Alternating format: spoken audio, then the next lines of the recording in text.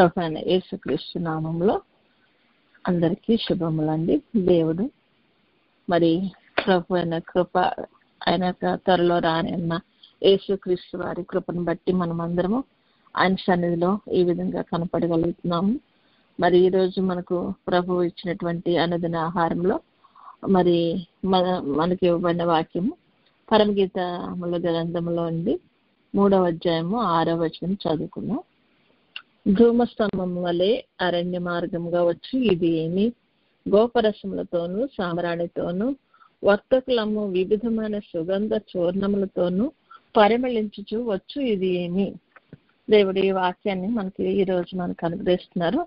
ధూమస్తంభము వలె అని మరి ప్రభు చెప్తున్నారు. ధూమము అంటే మనకు సాధారణంగా పొగ అంటాం కదండి, పొగలాగా వస్తుందంట.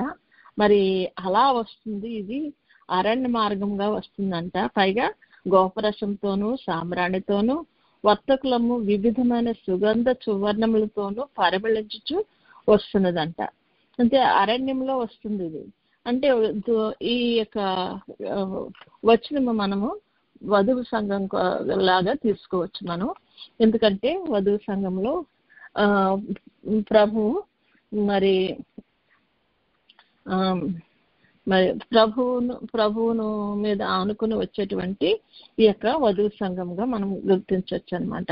అంటే ఈ వచనాన్ని వధువు కానీ లేకపోతే వరుడు కానీ వారితో ఒకరితో ఒకరు మాట్లాడించుకున్నట్లు లేదు, కానీ ఇతరులు దాన్ని మరి మాట్లాడినట్లుగా మనం చూస్తాం అన్నమాట.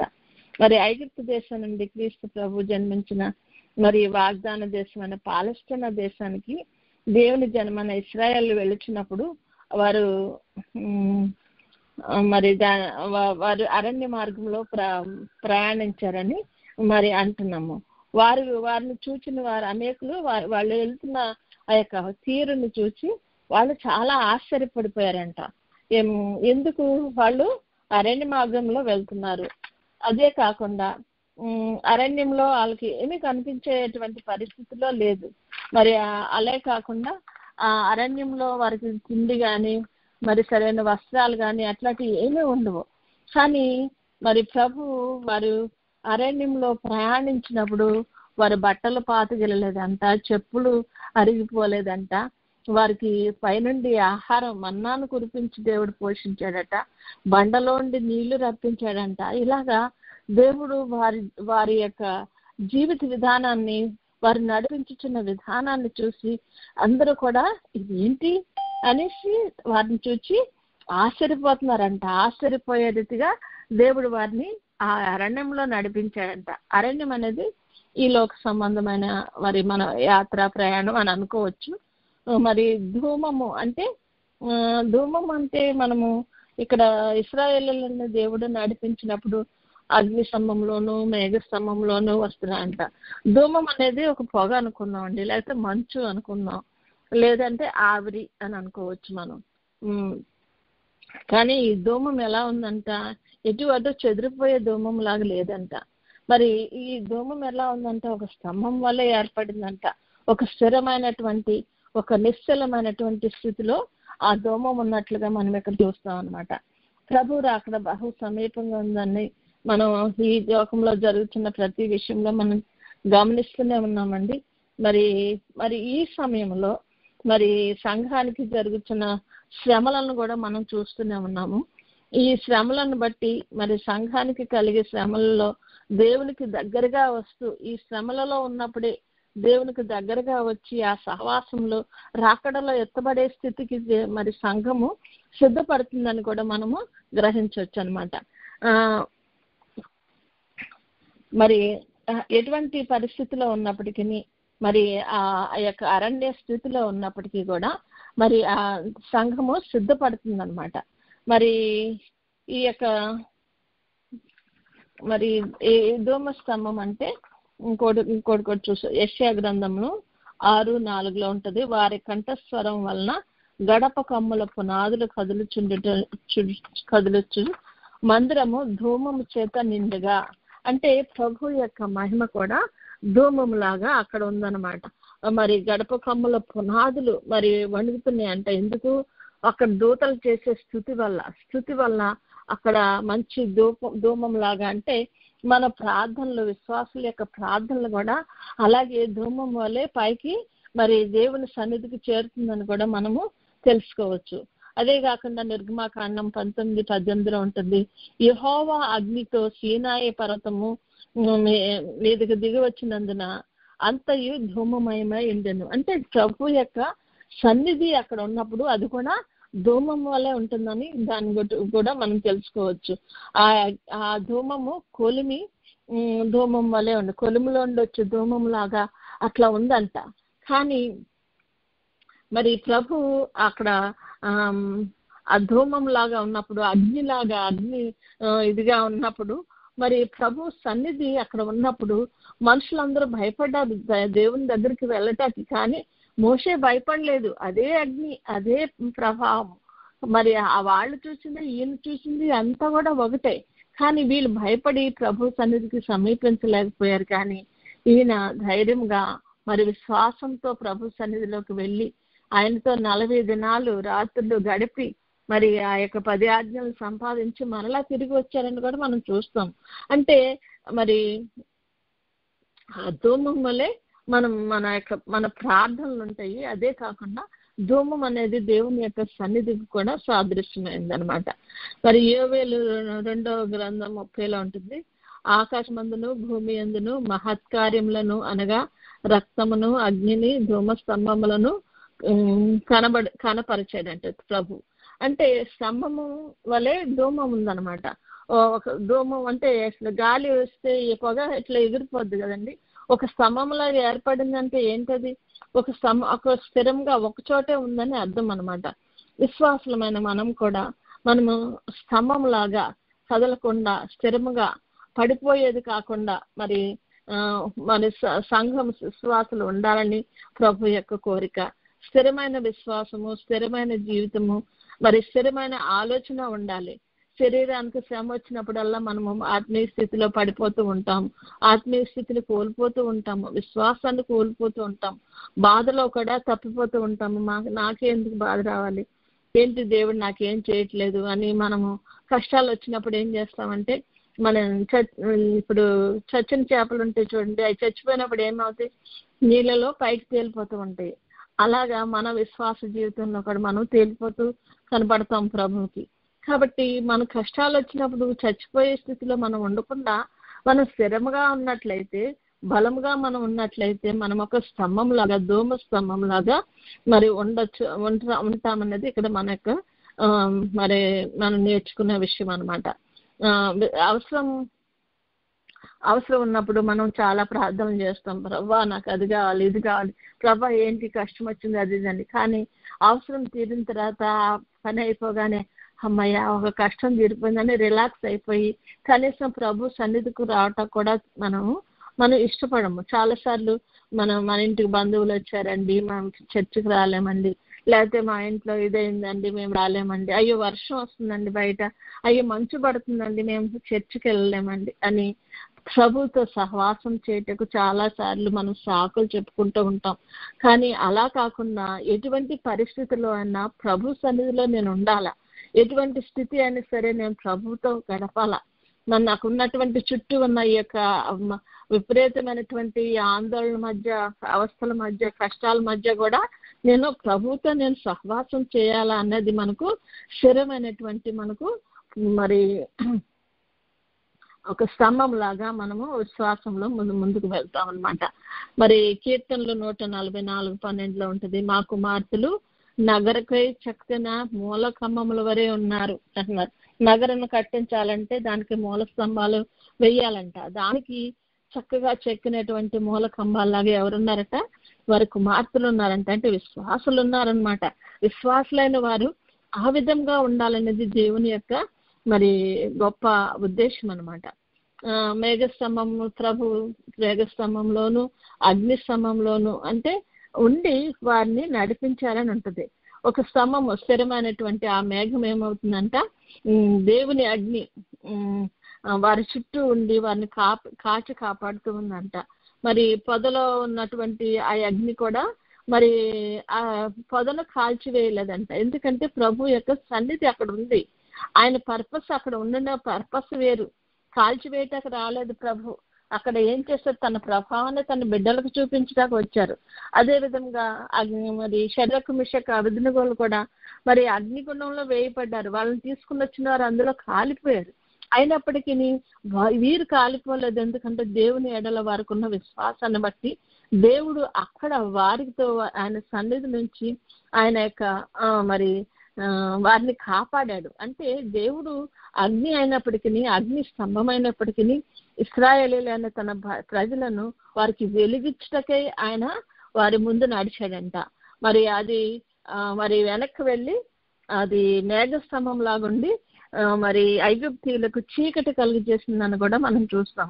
అంటే అదే స్తంభము ఆయన ఏం చేస్తున్నాడు, వారికి వెలుగును వీరికేమో మరి చీకటిని కలిగిస్తున్నాడు. చీకటి ఎవరికి ఉంటుంది? దేవుని నమ్మని ప్రజలకు, దేవుని నమ్మని బిడ్డలకు అది చీకటి కలుగజేస్తుంది. ఎందుకంటే వారి జీవితంలో ముందుకు సాఫీగా సాగలేరు. ఎందుకంటే వారికి చీకటి ఉంది వారి జీవితాల్లో. అదే దేవుని బిడ్డలైన వారు వారి జీవితాల్లో ఆయన యొక్క కృప అనేటువంటి వెలుగును మన ఎడల కనపరిచి మనల్ని ఆయన వెలుగులో మనల్ని నడిపిస్తున్నారు. కాబట్టి మనము మన జీవితంలో మరి త్వరగా ముందుకు వెళ్ళిపోయేటువంటి స్థితి వస్తుంది. అక్కడ సముద్రాన్ని చీల్చి ఆయన తన బిడ్డలను అవతలకు నడిపించేసినాక అప్పుడు వారిని ముందుకు రానిచ్చారు. శత్రువుని రానిచ్చిన తర్వాత వారి మధ్యకు వచ్చిన తర్వాత వారిని అందులో ముంచి వేశారు. అది అంటే శత్రువుని నాశనం చేయటానికి దేవుడు అట్లా ఉపయోగించారని కూడా మనం చూడొచ్చు అనమాట. అదే ఇంకొక స్తంభం చూసుకున్నాము, ఉగ్రతా స్తంభం అంట. అది ఆదికాండంలో ఉంటుంది. సొదొమని అది కాల్చి వేసినప్పుడు దేవుడు మరి లోతు భార్యను మరి వాళ్ళను బయటికి తీసుకొచ్చినప్పుడు వెనక్కి తిరగకుండా చూడకుండా వెళ్ళిపోండి అని చెప్పినప్పుడు ఆమె వినకుండా వెనక్కి తిరిగినప్పుడు ఉప్పు స్తంభంలో అయిపోయిందంట. ఇప్పటికి కూడా అది ఆ దేశంలో ఇప్పటికీ ఉందని మనము వింటున్నాము. అంటే ఆమెకు స్థిరమైన విశ్వాసం లేదు. స్థిరమైన విశ్వాసం లేక ఈ లోక సంబంధమైన వాటి మీద మనసు పెట్టడం వల్ల వెనక్కు తిరిగి చూచినట్లుగా మనం ఇక్కడ మనం గమనించవచ్చు అన్నమాట. స్థిరమైన విశ్వాసం జీవితం మనకు గనక లేకపోతే ఈ అగ్ని గంధకములు గల అగ్నిగుండానికి గురైపోతామేమోనని మనం కూడా చాలా జాగ్రత్తగా ఆలోచించాల్సిన విషయం అన్నమాట. ధూమస్తంభం వల్లే దేవుని సన్నిధిలో వధువు సంఘం యొక్క ప్రార్థనలు కనపడుతున్నాయి అంట. మరి ప్రకటన గ్రంథంలో ఉంటుంది కదా 8వ అధ్యాయంలో, అక్కడ వారి పరిశుద్ధుల ప్రార్థనలంట ధూమం వల్లే ప్రభు సన్నిధికి వెళ్తుందని మనం చూస్తాము. ప్రకటన గ్రంథము 8వ అధ్యాయము 3 నుండి 4 వరకు చదువుకుందాం. మరియు సువర్ణ ధూపార్తి చేత పట్టుకున్న వేరొక దూత వచ్చి బలిపీఠం ఎదుట నిలువగా సింహాసనం ఎదుట ఉన్న సువర్ణ బలిపీఠం పైన పరిశుద్ధులందరి ప్రార్థనలతో కలుపుటకే అతనికి బహు ధూప ద్రవ్యములు ఇవ్వబడింది. ధూపం అంటే పొగ వచ్చేదన్నమాట, సాంబ్రాణి లాంటిది అనమాట. ఆ పరిశుద్ధుల ఆ ధూప ద్రవ్యముల పొగ పరిశుద్ధుల ప్రార్థనలతో కలిసి దూత చేతుల నుండి పైకి లేచి దేవుని సన్నిధిని చేరెను. అంటే మన యొక్క ప్రార్థనలు కూడా ఒక ధూపం వల్లే ప్రభు సన్నిధికి వెళ్తాయి అని కూడా మనం గ్రహించవచ్చు అనమాట. మనకి ప్రార్థనలో మనకు స్థిరత్వం ఉండాలి, ప్రార్థనలో విశ్వాసం ఉండాలి, ప్రార్థనలో మనము వధు సంఘంగా ఉండాలంటే మన ఒక స్తంభం వల్లే మరి స్థిరంగా మరి ఇటు అటు కదలకుండా ఉండాలి. కష్టం వచ్చినా, బాధ వచ్చినా, గాలి వచ్చినా, తుఫాన్ వచ్చినా, మరి ఎటువంటి స్థితి అయినా సరే మన యొక్క విశ్వాసం చెదరకుండా ఉన్నప్పుడు మనము ఖచ్చితంగా ఆయన యొక్క సన్నిధిలోకి ధూపం వల్లే మన ప్రార్థనలు వెళ్తాయని మనము గ్రహించవచ్చు అనమాట. మరి అలాగే 1 కొరింథీయులకు రాసిన పత్రిక 15:58లో మీ ప్రయాసం వ్యర్థం కాదని ఎరిగి స్థిరులను కదలను వారమై ఉండాలని ప్రభు ఇక్కడ చెప్తున్నారు అనమాట. ప్రభు కార్యాభివృద్ధి ఎప్పటికీ ఆసక్తి కలిగి ఉండండి అంటున్నాడు దేవుడు. అంటే స్థిరంగా ఉండాలి, కదలకుండా ఉండాలి. అలా ఉన్నప్పుడే ప్రభు కార్యందు మనం ఆసక్తి కలిగి ఉన్నప్పుడు మనము ప్రభు యొక్క దృష్టిలో మనము స్థిరంగా బలంగా ఉండి అలా ఎదగగలిగి మరి ఆయన చిత్తాన్ని నెరవేర్చి దాన్ని ఫుల్ఫిల్ చేయగలిగేటువంటి స్థితిలో మనము ఉంటాం అన్నమాట. మరి అలాగే అన్నారు కదా. అరణ్యం అంటే ఈ యొక్క అరణ్య ప్రయాణం, మనం ఉన్నది ఈ అరణ్య ప్రయాణం. మన జీవితంలో విశ్వాస జీవితం ఒక అరణ్య ప్రయాణంలాగా కూడా మనం అనుకోవచ్చు అనమాట. ఈ అరణ్య ప్రయాణంలో మన అక్కడ ప్రకటన గ్రంథము 12వ అధ్యాయంలో ఉంటుంది. ఆ స్త్రీ అరణ్యమునకు పారిపోయేను 6వ వచనంలో ఉంటుంది. 12వ అధ్యాయం 6వ వచనంలో. అంటే ఒక సంఘం ఎత్తబడిన తర్వాత 3.5 సంవత్సరాలు మరి విడవబడిన సంఘముకు శ్రమలు వస్తాయి అనమాట. అప్పుడు ఆ యొక్క అరణ్య జీవితంలో ఆమె వెళ్తుంది అనమాట. వెళ్తున్నప్పుడు ఈ సంఘం అనేటువంటి వధువు అనేటువంటి ఆ సంఘము 3.5 సంవత్సరాలు శ్రమ పడిన తర్వాత ఆమె అరణ్యంలో ఉన్న తన చోటికి ఎగిరినట్లు గొప్ప పక్షిరాజు రెక్కలు 2 ఆమెకు ఇయ్యబడిను. అంటే ఆ 3.5 సంవత్సరాల్లో మరి సాతానుడు ఆమెను చాలా బాధ పెడుతుంది. ఎన్ని రకాలుగా బాధ పెట్టినా కూడా ఆమెకు దేవుడు రెక్కలు ఇచ్చి పైకి ఎగిరే స్థితిని దేవుడు దయచేస్తాడంట సంఘానికి. అలాగే మనకు సంఘము ఎత్తబడటం అంటే 7 ఏళ్ల శ్రమలు రాకముందే సంఘానికి రెక్కలు ఇస్తున్నాడు దేవుడు. ఎందుకంటే ఈ విశ్వాస జీవితంలో ఆమె స్థిరంగా ఉండి మరి ఆ రెక్కలు సంపాదించుకుందనమాట. ఆయన చేత ప్రొటెక్ట్ చేయబడింది కాబట్టి ఆమె ఏమవుతుంది, వెంటనే రెక్కలు ఆయన మేఘములకు రాగానే రెక్కలు ధరించి ఆమె మరి ప్రభు యొక్క సన్నిధికి దేవాది దేవుడన్న యేసయ్య మనకి ఇచ్చినటువంటి ఆ స్థితికి ఆమె ఎదుగుతుంది అనేసి మనము గ్రహించవచ్చు అనమాట. మరి అలాగే మరి ఈ యొక్క పరమగీతం అనేది ప్రవచన గ్రంథము మరి పాత నిబంధన గ్రంథంలో ఉన్నప్పటికీ నెరవేర్పు గల కొత్త నిబంధన గ్రంథమందున్న వధువు సంఘం యొక్క సంగతిని తెలుపుతుందంట. అంటే వధువు గురించి ఈ ప్రవచన గ్రంథం పరమగీతార్థం తెలుపుతుంది మనకి. మరి అలాగే నూతన యెరూషలేములో ఉన్నటువంటి వధువు సంఘ నివాసపురం అయినటువంటి ఈ నూతన యెరూషలేం అనేది పాత నిబంధన గోత్రకర్తలు తర్వాత ఆయన వాళ్ళ పేర్లు ద్వారబంధముల మీదను, కొత్త నిబంధనలోని అపోస్తల పేర్లు పునాదుల మీదను కనపడుతుందంట. పాత నిబంధన కొత్త నిబంధనల యొక్క పూర్ణ నెరవేర్పు ప్రకటన గ్రంథం తెలుస్తుంది అనమాట. వధువు తయారవటానికి పరమగీతము మరి చూపిస్తుంది అనమాట. ఏ విధంగా తయారవుతుంది వధువు అన్నది ప్రకటన గ్రంథాన్ని మనం ధ్యానించినట్లయితే దాన్ని మనము గ్రహించగలం అనమాట. అదే పరమగీతాన్ని మనము ధ్యానించినట్లయితే మనకు ఆ యొక్క వధువు యొక్క సిద్ధపాటు మనము కనపడతాం. సిద్ధపడినటువంటి వధువు పరలోకానికి ఆరోహణమై అక్కడ పరమందు తను అనుభవించేటువంటి ఆ గొప్ప ఆ మహిమ గురించి మనము ప్రకటన గ్రంథంలో మనం చూస్తాం అనమాట. కాబట్టి ఈ యొక్క 2 గ్రంథాలు కూడా మనం ధ్యానించుకుంటూ మనం ఉన్నట్లయితే అసలు వధువు అంటే ఏంటి, వధువు యొక్క స్థితి ఏంటి, వధువు ఏ విధంగా తయారవ్వాలన్నది మనం అక్కడ నేర్చుకుంటాం అనమాట. మన దేవుడు చాలా బలం గల దేవుడు కాబట్టి ఆయన మరి పెండ్లి కుమార్తెకు లోకంలో ఎన్ని శ్రమలు ఉన్నప్పటికీ విశ్వాసం వృద్ధి చేసుకుని స్థిరపడిపోయి ఈ లోకం నుండి విడిపింపబడి క్రీస్తు ప్రభువును మేఘంలో కలుసుకుంటుంది అనమాట. కాబట్టి ఆయన యొక్క బలము చేత ఆయన యొక్క కృప చేత మనము ఆధారపడి ముందుకు వచ్చినట్లయితే మరి ఆ విషయంలో మనము ముందుకు వెళ్తాం అనమాట. అలాగే ఇక్కడ వర్తకులము వివిధమైన గోపరసము సాంబ్రాణి అంటున్నారు కదా.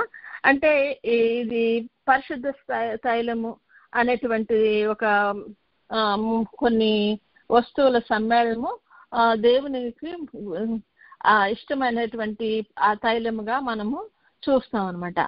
మరి ఈ గోపరసం అనేది పరిమళ స్థుతులు వధువు సంఘం నుండి పరలోకమునకు వెళుచున్నాయి. గోపరసం అనేటువంటిది ఒక స్థుతి లాంటిది అనమాట. అది ఒక తైలం లాంటిది. అది పరిశుద్ధమైనటువంటి తైలంలో ఉన్నటువంటి ఒక భాగంలో ఇది గోపరసం అనేది చక్కటి మంచి సువాసన ఇచ్చేది అనమాట.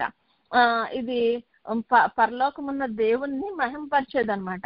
మరి ఈ వధువు సంఘము ఇక్కడ ఉన్నప్పుడే తనలో ఉండి వచ్చేటువంటి ఆ కృతజ్ఞతాస్తుతి మరి పరిమళ వాసనగా మరి ప్రభు సన్నిధికి చేరుతుందని కూడా మనము గ్రహించవచ్చు అనమాట. వధువు యొక్క స్థుతి మరి ఆ సంఘాన్ని యొక్క స్థితికి తెస్తుంది అనమాట. మరి అటువంటి స్థితికి మనం రావాలంటే మనము నిరంతరము స్థుతి చేస్తూ ఉండాలన్నమాట. భూమి మీద స్తుతించే వాళ్ళు పరలోకమందు మంచి అంతస్తుకి ఎదుగుతారని కూడా మనం తెలుసుకుంటాం అన్నమాట. స్తుతి అనేది చాలా రకాలుగా ఉంటుంది. మనకున్నటువంటి పరిస్థితులను బట్టి స్తుతి చేస్తాము, దాన్ని బట్టి లేకపోతే మనకి ఇవ్వబడినటువంటి ఒక అనుగ్రహింపబడిన వస్తువులను బట్టి మనం స్తుతి చేస్తూ ఉంటాము, లేకపోతే మనకున్న బిడ్డలను బట్టి, మనకున్న కుటుంబాన్ని బట్టి, మరి అన్ని విషయాలు మనకు ఇచ్చినటువంటి బహుమానాల కోసం స్తుతి చెల్లిస్తూ ఉంటాము. కానీ ఆయన మహిమను గురించి, ఆయన యొక్క ఔన్నత్యాన్ని గురించి, మరి ఆయన యొక్క శక్తి గురించి మనం స్తుతి చేస్తే మన స్తుతి ప్రార్థన కంటే కూడా శక్తివంతంగా ఆయన సన్నిధికి చేరుతుందంట. కాబట్టి అనేకమైన స్థుతులు ఉన్నప్పటికీ మనం ఆయన్ని స్తుతించే విధంగా ఆయన మహిమ మీద దృష్టి ఉంచి మనకు ఉన్న వాటిని, కలిగిన వాటిని కూడా స్తుతించాలి. కానీ అన్నిటికంటే ముఖ్యంగా ప్రభు యొక్క మహిమను స్తుతిస్తూ మనము ముందుకు సాగినట్లయితే ఆ స్తుతి మేఘం వలె ప్రభు సన్నిధికి చేరుతుందని మనము గ్రహించవచ్చు అన్నమాట. మేఘం ఎక్కే వరకు కూడా భూమిపై ప్రార్థించినటువంటి స్తుతి విడువక చేస్తూనే ఉండాలంట. మరి స్తుతి దూతల స్థుతి కనుక మరి దూతలు కూడా ఆ విధంగా దేవుణ్ణి స్తుతిస్తున్నారని, మరి పరిశుద్ధుడు పరిశుద్ధుడు పరిశుద్ధుడు అని స్తుతిస్తున్నారని కూడా మనం చూస్తున్నాం కదా. అంటే స్తుతి అంటే సాతానుకు భయం అంట. అందుకే మనం స్తుతి చేసినప్పుడు సాతానుకు మరి భయపడి మన దగ్గర నుండి పారిపోతుందని కూడా మనము చూడొచ్చు అనమాట. కాబట్టి మనం స్తుతి చేయటం మాత్రం మనము ఆపకూడదు. అదే రకంగా సాంబ్రాణి అనేది కూడా మరి ఇదొక పాలస్తీనాలో ఒక పర్వతం ఉందంట, దాన్ని సాంబ్రాణి పర్వతం అంటారట. అది ఈ సాంబ్రాణి మరి దేనికి ఉపయోగపడతారంటే మరి దేవునికి ధూపం వేయటకు ఉపయోగపడతారన్నమాట. ఈ యొక్క దేవాలయంలో యాజకులు మరి దాన్ని ఉపయోగపరుస్తూ ఉంటారు కదా, అలాగా దాన్ని సాంబ్రాణి వేస్తూ ఉంటారన్నమాట. విశ్వాసమైన ప్రతి వారు కూడా ప్రార్థించడం అనే నైజం కలిగి ఉండాలట. అంటే విశ్వాసంలో ఉన్నాము అనగానే మనకు ప్రార్థన అనేది మనకు ఖచ్చితంగా ఉండాలి, స్తుతి ఉండాలి, సేమ్ టైం ప్రార్థన ఉండాలి. కానీ ప్రార్థన కంటే స్తుతి గొప్పదని మనం ఇక్కడ నేర్చుకుంటున్నాం. స్తుతి ఎప్పుడు కూడా దేవుని స్తుతిస్తూ ఉన్నప్పుడు ఆ స్తుతి ధూపం వల్లే దేవుని దగ్గరికి వెళ్ళిపోతుంది. అదే మనకు ప్రార్థనలు కూడా మనం చేస్తాము. చాలా విషయాల్లో మనము ఈ లోకంలో ఉండగా అనేక విషయాల్లో మనం ప్రార్థన చేస్తూ ఉంటాం అన్నమాట. మనకున్న ప్రార్థనా స్థలాలు, ప్రార్థన అంశాలు, మరి ఏవైనా సరే ప్రార్థనలో అనేక రకాలు, ప్రార్థించే వాళ్ళు కూడా అనేక రకంగా ఉంటారన్నమాట. ఈ విశ్వాస అయిన ప్రతి వారు కూడా వారి నైజంలో ఏముంటుందంటండి, ప్రార్థించటం అనే నైజం ఉంటుందంట. కాబట్టి దాంతో వాడు ప్రతి దినము విడువక ప్రభువుని ప్రార్థన చేస్తారంట. మరి ప్రార్థన అనేది దేవునితో మాట్లాడటం. మనం మొదటి స్తుతి అనేది దేవుణ్ణి పొగడటం, తర్వాత ప్రార్థన అనేది ఆయనతో మనము మాట్లాడటం. దేవునితో మనం మాట్లాడాలా, దేవుణ్ణి చూడాలా, మనం దేవునితో మాట్లాడాలా. మనము ప్రతి సోమవారం మన సన్నిధి నేర్చుకుంటున్నాం. ఎందుకంటే దేవునితో మాట్లాడాలని మనం వస్తున్నాం ఇక్కడికి. మనం దేవునితోనే మాట్లాడటమే కాదు, దేవుడు కూడా మనతో మాట్లాడాలని మనం కోరుకుంటాం కదా. అలాగే మనం ప్రార్థన చేస్తూ ప్రభు దగ్గరికి వచ్చినప్పుడు మరలా ఆయన ఏం చెప్తాడో మనం ఆలకించే స్థితిలో కూడా మనం ఉండగలగాలన్నమాట. మరి సమస్త ఈవులకు ఈ ప్రార్థన మరి సంపద అయినదంట. యేసు నామమున చేయి ఏ ప్రార్థన అయినా సరే నెరవేరుతుందంట. ఆయన నామం లేకుండా మనం ప్రార్థన చేసాం అనుకోండి, మనం అడ్రస్ లేకుండా ఒక ఉత్తరం రాసి పోస్ట్ బాక్స్ లో వేస్తే ఏమవుతుందండి, అది ఎక్కడికి వెళ్తుంది, ఎక్కడికి వెళ్దాం. అలాగే ప్రభు నామములో ప్రార్థన చేయకపోతే మనం చేసే విన్నపాలు ఏది కూడా మరి సరైన స్థలానికి చేరవు. కాబట్టి మనం చేస్తున్న ప్రతి ప్రార్థన కూడా యేసయ్య నామంలో మనం చేయాలని మనం ఇక్కడ నేర్చుకోవచ్చు అన్నమాట. అలాగే వర్తకులము వివిధమైనటువంటి మరి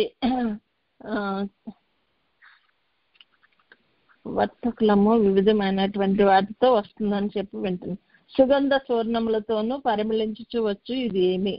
వర్తకులు అమ్మేటువంటి వివిధమైన చూర్ణాలంట. మనకి దేవుడు మరి హోలీ బైబిల్ అనే ఒక కొత్త పరిశుద్ధ గ్రంథాన్ని మనకి ఇచ్చాడు. ఇందులో 66 గ్రంథాలు ఉన్నాయి. ఈ 66 గ్రంథాలు కూడా 66 చూర్ణాలు వంటి అంట. ఈ 66 చూర్ణాలను ప్రతిదినము మనం ధ్యానించుకుంటూ మనం ప్రార్థించినట్లయితే ఆ చూర్ణంలో నుండి వచ్చేటువంటి ఆ సుగంధంతో మరి మనము మరి పెండ్లు కుమార్తెగా తయారు కాగలుగుతామంట. కాబట్టి మనకు వచ్చినటువంటి ఈ యొక్క గ్రంథంలోనేటువంటి దేవుని నోట నుండి వచ్చిన ప్రతి మాట వలన మరి సృష్టి కలిగినట్లే మనకు కూడా ఈ దేవుని యొక్క మాట వలన మనకు అవసరమైన సమస్తం కూడా దేవుడు మనకు దయచేస్తాడంట. మరి అలాగే ఈ యొక్క వర్తకులు అనే దాన్ని కూడా మనము చూడొచ్చు. వర్తకులు అంటే అమ్మేవారు అనమాట. ఇప్పుడు బుద్ధి గల కన్యకలు, బుద్ధి లేని కన్యకలు ఉన్నప్పుడు బుద్ధి గల కన్యకలు చెప్తారు, మీరు వర్తకుల దగ్గరికి వెళ్ళి మీరు కొనుక్కోండి అంటున్నాడు. అంటే అలా అమ్మే వాళ్ళ దగ్గరికి వెళ్ళి కొనుక్కోండి. ఎవరు అమ్ముతున్నారు ఈ వాక్యాన్ని? దేవుని వాక్యాన్ని ఎవరైతే మనకు చెప్తున్నారో, మనకు బోధిస్తున్నారో వారు వర్తకులు లాంటి వారు, దేవుని యొక్క వాక్యాన్ని బోధించేవారు అనమాట. మన మన యాజకులైన మన మన మన మన సంఘ కాపర్లు వారు చెప్తున్నప్పుడు మనం వినాలా, వారు ఏమి ఇస్తున్నారో, ఏమి అమ్ముతున్నారో, దేన్ని మనం కొనుక్కోవాలా, మన సమయాన్ని ఇచ్చి కొనుక్కోవాలా, మన చెవులనిచ్చి మన మనసును అక్కడ పెట్టి కొనుక్కోవాలా. అప్పుడు ఆ యొక్క అవన్నీ కూడా మనము కొనుక్కొని మనము సరైనటువంటి ఆ యొక్క నూనెను మరి సిద్ధపాటు చేసుకున్నటువంటి పరిస్థితి, సరిపడా నూనెను తెచ్చుకోవాలి. ఆ టైం ఏ నిమిషంలో వస్తాడో దేవుడు తెలియదు. కాబట్టి మన ఆత్మీయ స్థితిని మనం మెరుగుపరుచుకుంటాకి మనము ఈ యొక్క మన సంఘ కాపరులు చెప్పేటువంటి ఆ యొక్క వాక్య బోధన మనము మరి వినాల్సిన వారమే అన్నాము. అలాగే మరి ప్రార్థన అనేది పలు రకాలుగా మనం చూడొచ్చు అనమాట. ఏంటి, ఒకటేమో పట్టు ప్రార్థన అంట. యాకోబు గారు చేశారంట, ప్రభువా నిన్ను దీవించే వరకు కూడా నేను విడవనయ్యా అని పట్టుకున్నారంట. అది పట్టు ప్రార్థన అనమాట. మెట్టు ప్రార్థన అంటే దావీదు గారు చెప్తున్నారు, ప్రభువా ఎక్కలేని ఎత్తైన కొండ మీదకు నన్ను ఎక్కించు అంటున్నారంట. అదే సన్నిధి అనేది మెట్లు. ఈ 7 మెట్లు కూడా మనము ప్రతి సోమవారం మనం ఎక్కుతానికి ప్రయత్నిస్తున్నాం కదండి. కాబట్టి ఈ యొక్క మరి మెట్టు ప్రార్థన మనము చేయాలన్నమాట. మరి ఆయన సన్నిధికి ఈ 7 మెట్లు ఎక్కి ఎత్తైన కొండకు మనం ఎక్కగలము. అలాగే కట్టు ప్రార్థన, సాతానును బంధించే ప్రార్థన. వాడిని కట్టేయాల, వాడిని బంధించాలా, పాతాళంలో బంధించి ప్రభు అని మనం ప్రార్థన చేయాలన్నమాట. మరి ఇష్టమైన ప్రార్థన, మరి చాలా సార్లు అంటే ప్రభా నాకు అది కావాలి, ఇది కావాలి, ఇది కావాలంటాం.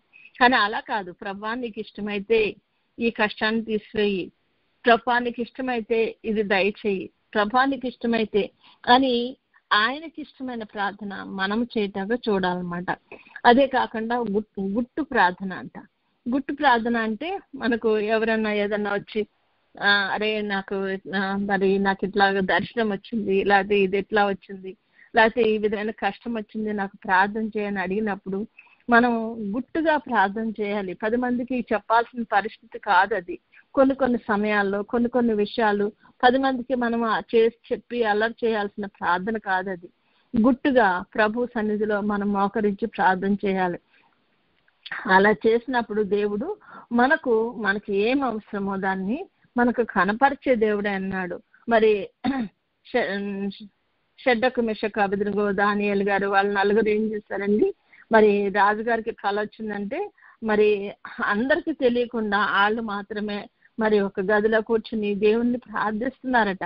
ఎలాగా, ప్రభా మరి అతనికి ఏదో కళ వచ్చింది, మేము మనుషులం కదా, మాకు తెలియదు కదా, మరి నీ చిత్తం అయితే మాకు చూపించిన ఆయన అని ప్రార్థించినప్పుడు దేవుడు వాళ్ళకి చూపించాడంట. చూపించి మరి అక్కడ ఉన్నటువంటి మరి ఆ మంత్రజ్ఞులకి ఎవరికి జ్ఞానులకి ఎవరికి తెలియనటువంటి గొప్ప విషయాలు ఆ గుట్టు ప్రార్థనలో దేవుడు వారికి బయలుపరచడని కూడా మనం చూస్తూ ఉంటాము. కాబట్టి మనము ఆ ప్రతి విషయంలో కూడా మనం చేసిన ప్రతి ప్రార్థన దేవుని సన్నిధికి వెళ్ళాలి అంటే మనం చాలా మరి ప్రభువుని అంటిపెట్టుకుని ప్రభుతో మాత్రమే మనము చాలా విషయాలు మనం ప్రార్థించవలసిన వారమే అన్నాము. అదే కాకుండా మనము రాకడకు సిద్ధపడటకు ప్రతి విషయంలో కూడా మరి మనల్ని చూసి ధూమస్తంభములాగా మనం వస్తున్నామంటే మరి ఆ విధంగా మనము వస్తున్నప్పుడు ఈ ప్రజలందరంతా వారిని చూసి మరి ఆశ్చర్యపోయారంట. అంటే ఇదేంటి ఇలా వస్తుంది, ఏంటి అరణ్య మార్గం వచ్చేది, ఇది ఏంటి అసలు ఇంత చక్కగా వస్తుంది, ఏంటి ఇంత మంచి వర్తకులమ్మే సుగంధ ద్రవ్యాలతో చూర్ణాలతో మరి పరిమళించుతూ వస్తుందంట.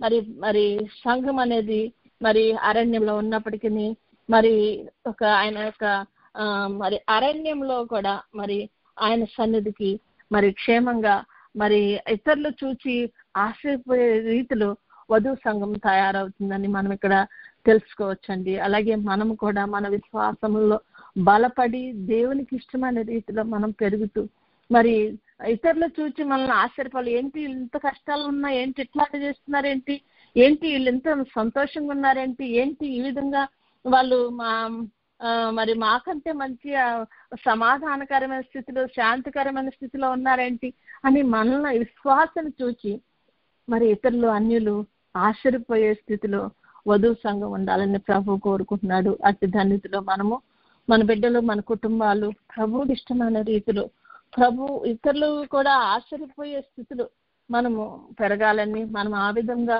ప్రభువులో ఎదగాలని, మరి స్తంభంలో స్థిరంగాను కదలని వారంగా ఉండి ఆయనలో మరి బలంగా మరి ప్రభు రాకడ కొరకు ఎదురు చూడాలని దేవుడు కోరుకుంటుండగా అట్టి స్థితిలో మనలను నడిపించును గాక. God bless you all. మనం అందరం కళ్ళు మూసుకొని కొద్దిసేపు మౌనంగా ఉందామండి. ప్రభు వారు తన సన్నిధిలో మనం కూర్చుండగా మనం చేస్తున్న ప్రతి ప్రార్థన, ప్రతి ఆలోచన, ప్రతి మరి కార్యం కూడా చూడగలిగిన శక్తి గల దేవుడు.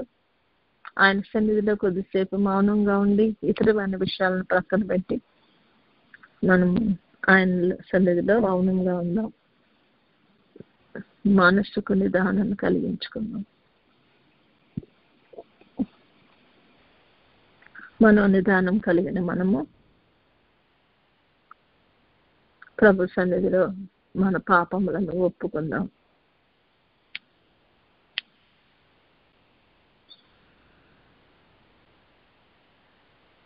చేయవలసినవి చేయరాకపోవటం కూడా ఒక పాపమని మనం వింటున్నాము. చెడు ఆలోచనలు రావటం పాపమే, చూడరానిది చూచిన పాపమే. చాలా విషయాల్లో మనం ఇది పాపం అని అనుకోము. మనము ఏదో వ్యభిచారం చేస్తాను, లేకపోతే దొంగతనం చేస్తాను, అవే పాపాలు అనుకుంటాం. కానీ మన ఆలోచనలో వచ్చే ప్రతి కూడా ప్రభుకి ఇష్టం లేనిది ఏదైనా సరే పాపమే. కనుక ప్రభు సన్నిధిలో మనం ఒప్పుకొని ప్రభు రక్తం చేత శుద్ధిపడదాం. ప్రభు మనం కడుగునట్లు ప్రభునకు అప్పగించుకుందాం.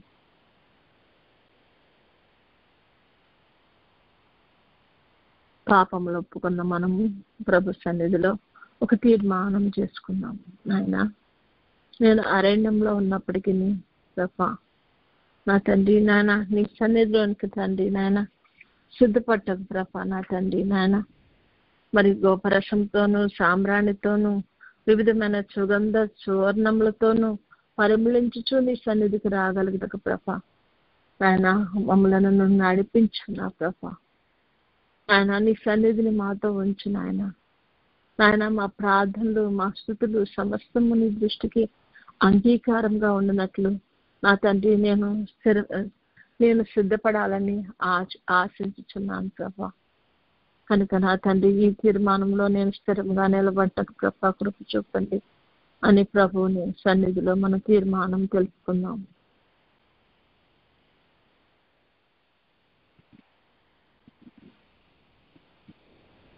తీర్మానించుకున్న మనము ప్రభునకు సమర్పించుకుందాం.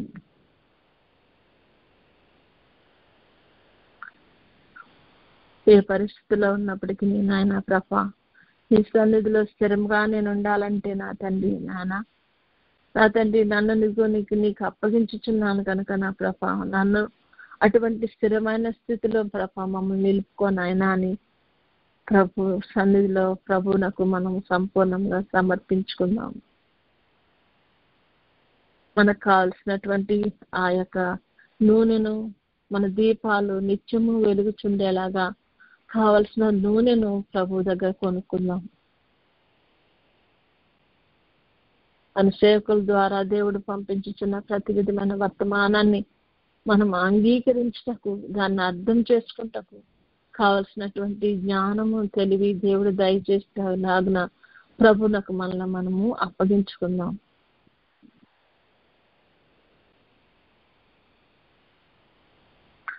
అప్పగించుకున్న మనము ప్రభువును వేడుకుందాము. పరిశుద్ధుడా పరమ తండ్రి, నాయన నేను అరణ్యంలో ఉన్నప్పటికీ నాకు దారి కనపడకపోయినప్పటికీ నా ప్రభ నాయన ఈ యొక్క మరి తండ్రి ఫాగినెస్ లో ఈ యొక్క ధూమం వల్లే నా తండ్రి మమ్మల్ని ఆవరించిన ఈ స్థితిలో మాకు ఎదురుగా ఏముందో లేదో కూడా తెలియని స్థితిలో నా తండ్రి నాయన మమ్మల్ని పోషించే దేవాది దేవానికి వందనాలు. మాకు జీవజలాలను ఇస్తున్న దేవాది దేవానికి వందనాలు. నాయన మాకు కావలసిన ఆహారాన్ని అనుదినము మాకు దయచేయండి అని ప్రభుని వేడుకుందాం. మాకు కావాల్సిన జీవజలాలను మాకు దయచేయండి ప్రభు అని ప్రభుని వేడుకుందాం.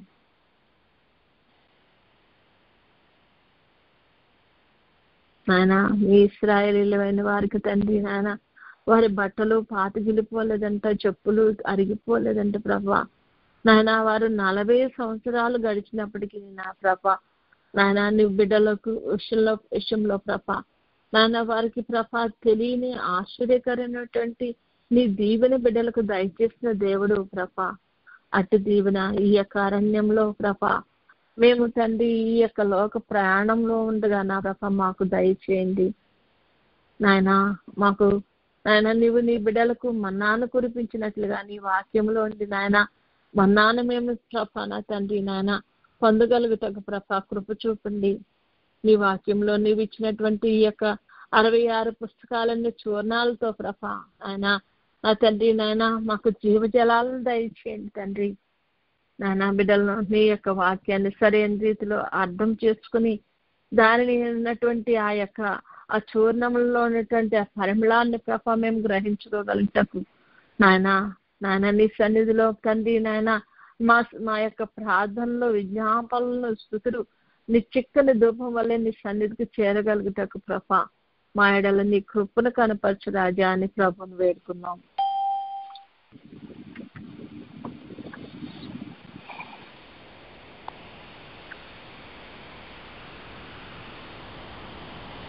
రాకడకు మమ్మల్ని శుద్ధపరచు తండ్రి అని ప్రభుని వేడుకుందాం. నీలో స్థిరంగా నిలిచి ఉండగలుగుటకు కృప చూపు రాజా అని ప్రభుని వేడుకుందాం. నీలో బలముగా నిలబడగలిగే స్థితిని మాకు దయచేయండి తండ్రి అని వేడుకుందాం. నగరునకై చెక్కబడినటువంటి మూల ఖమ్మముల వల్లే ప్రభ నాయన నీ బిడ్డలమైన మేము ప్రభ నా తండ్రి తయారు కాగలిగినట్లు ప్రభ నీ కృపను మాకు అనుగ్రహించు రాజా అని ప్రభుని వేడుకుందాం.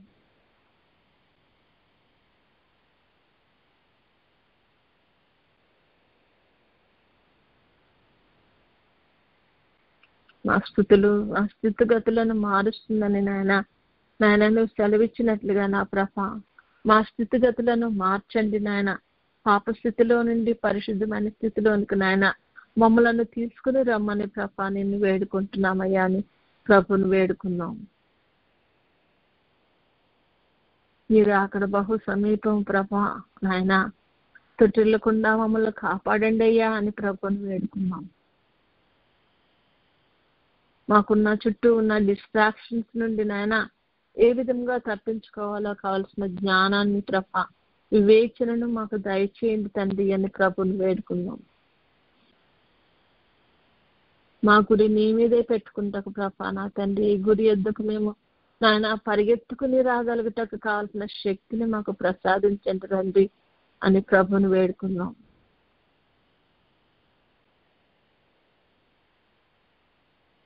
ఇతరులందరూ కూడా ప్రభ నాయన నీ బిడ్డలైన మమ్మలను చూసి నా తండ్రి ఏంటి ఇది ఏంటి అని ఆశ్చర్యపోయే రీతిగా నాయన మా మనసుల్లో నా తండ్రి నీ శాంతిని నా తండ్రి నింపి నడిపించమని అడుగుచున్నామయ్యా. ప్రశాంతకరమైన జీవితంలో ఉంటూ ప్రభ నాయన మరి చుట్టూ వచ్చేటువంటి ఈ యొక్క ప్రతి విధమైన శోధనను జయించుతూ ప్రభ నాయన ముందుకు సాగిపోటకు ప్రభ మీరు సహాయం దయచేయండి.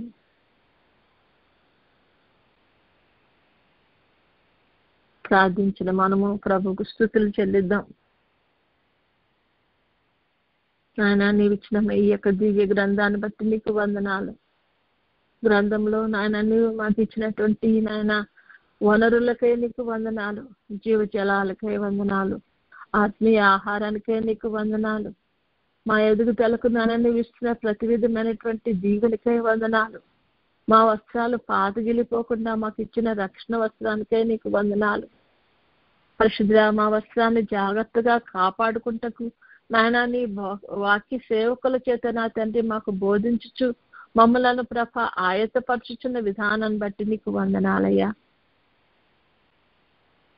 నా తండ్రి అరణ్యంలో ఉన్నప్పటికీ నా తండ్రి నాయన మా చెప్పులు పాతగిలలేదంటే నా తండ్రి వారి చెప్పులు పాతగిలినప్పుడు నా తండ్రి నాయన మేము కూడా ఈ యొక్క అరణ్య ప్రయాణంలో ఉంటగా నా తండ్రి శక్తి కలిగిన వారమే నా తండ్రి నాయన నా తండ్రి చెప్పులను ధరించిన వారమే తండ్రి.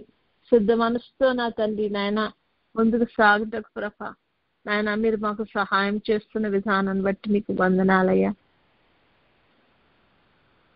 నీ బిడ్డలకు నాయన పరలోకపు ఛాయలో ఉన్నటువంటి పరలోకపు మందిరపు ఛాయను వారికి కనపరిచి నాయన వారికి జ్ఞానాన్ని ఇచ్చి నాయన ఒక మందిరం ఇక్కడ ఏర్పరచుకుంటకు నాయన నీవు ఇచ్చిన యొక్క తెలివితేటలకై నీకు వందనాలయ్యా.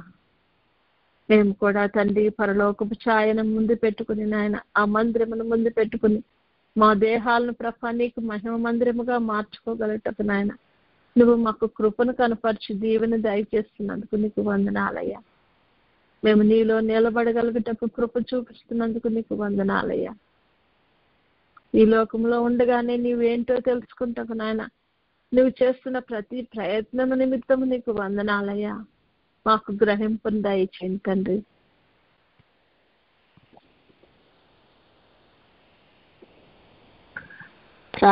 స్తుతించిన మనము కొద్దిసేపు ప్రభు సన్నిధిలో మౌనంగా ఉండి నాకు కనపడండి, నాతో మాట్లాడండి అయ్యా.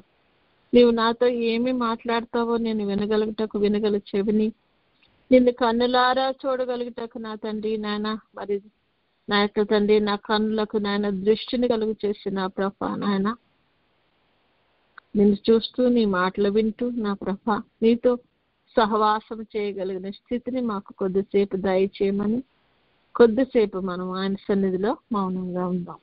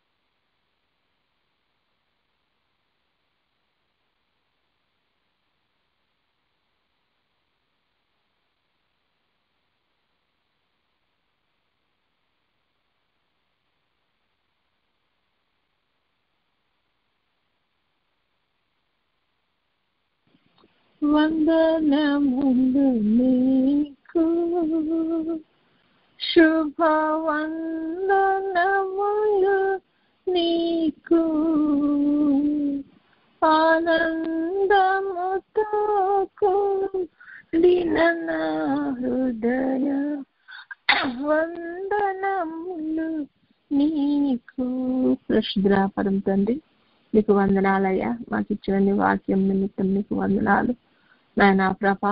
మేము తండ్రి నాయన నీ వాక్యం చొప్పున బ్రతికి నాట తండ్రి నాయన నిన్ను స్తుతించుకుంటూ నాయన నీ రాకడకు సిద్ధపడగలుగుతాకు నాయన మాకు సహాయం దయచేయండి తండ్రి నాయన ప్రభా. మేము సిగ్గునందుగా ఉన్నట్లు ప్రభా, విశ్వాసం నుండి తప్పిపోకుండా స్థిరమైన మనసు కలిగిన ఆయన మేము జీవించగలుగుటకు నీ కృపను కనపరచండి రాజా. నీకు వందనాలు. నీ కొరకు ఎదురు చూచువారు నూతన బలం పొందుతారని సెలవిచ్చావు ప్రభా. అక్షరాదుల వల్లే రెక్కలు ఎగిరి పైకి చాపి ఎగురుతారని సెలవిచ్చావు ప్రభా. అలేక పరిగెత్తుతారన్నావు ప్రభా. సమస్యలుగా సాగిపోతారన్నావు కనుక నాయన మా ముందు ఉంచబడిన ఈ యొక్క పందెంలో ప్రభా మేము అలేక పరిగెత్తచ్చు నా తండ్రి నాయన. నా తండ్రి నీ చేత నూతన బలం పొందిన వారి వల్లే ప్రభా నా తండ్రి నాయన నీవిచ్చిన రెక్కల చేత పైకి ఎగిరి నీ దగ్గరికి రావాలంటకు ప్రభా, మహిమేఘంలో నిన్ను కలుసుకొని ప్రభా నీతో ఆనందించటకు నాయన తగిన సిద్ధపాటును మా అందరికీ దయచేయమని మమ్మల్ని అందరినీ నీ రాకళ్ళు ఎత్తబడగలిగే గొప్ప కృపను తరుణాన్ని మాకు మా జీవితాల్లో దయచేయమని, సమస్తంలో నువ్వు చాలిన దేవుడిగా ఉండమని త్వరలో పెండ్లి కుమారుడుగా రానేన్న యేసయ్య అతి శ్రేష్టమైన నామంలో అడిగి పొందుకొని ఉన్నాం తండ్రి. ఆమేన్.